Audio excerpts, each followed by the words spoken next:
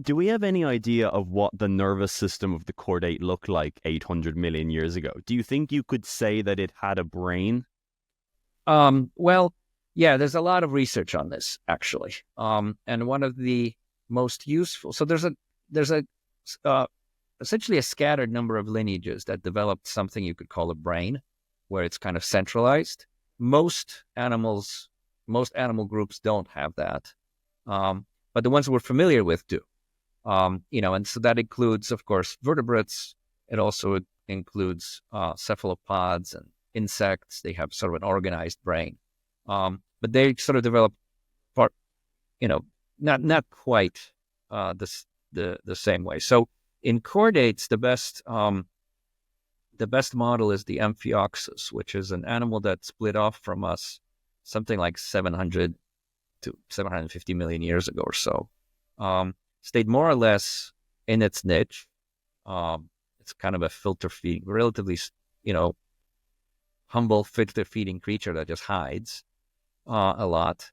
And it survived for all this time without too many changes. And it has a lot of the structures that you will find in vertebrates. And I'm mostly drawing on the work of Thurston Lacali and Linda and Peter Holland and others who have studied these animals. These animals have actually been recognized as being a key animal for decades, maybe 100 years even. People have known that these are crucial animals to look at that particular transition.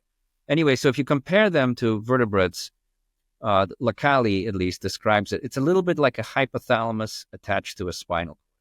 Interesting. So it has this basic, fundamental control system that sort of maintains homeostasis through body physiology as well as through wiggling that spinal cord every once in a while to move itself to warmer waters or closer to nutrients because it's a filter feeder.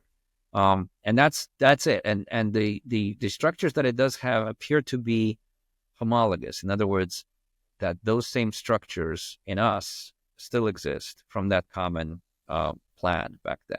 And it also has a bit of a visual system, but it doesn't have paired eyes. It just has a kind of a single eye patch with just a handful of neurons, and it uses that for escape.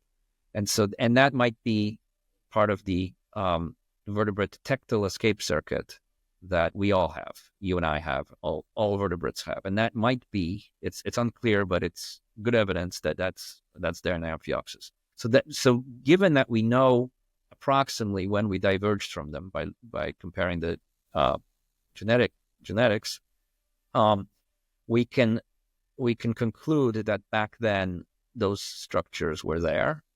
Maybe there were other structures that were lost. Maybe it's possible there's some convergence, of course, but in this case, most of these things have been relatively well established that it's actually homologous in terms of like cell type C. So mind-boggling, like that can even be the case, possibly, that we still our brain still in some way resembles structures that existed 800 million years ago. That's a number that the brain can't comprehend or really understand. Well, In yeah, a way, that's exactly. so And long ago.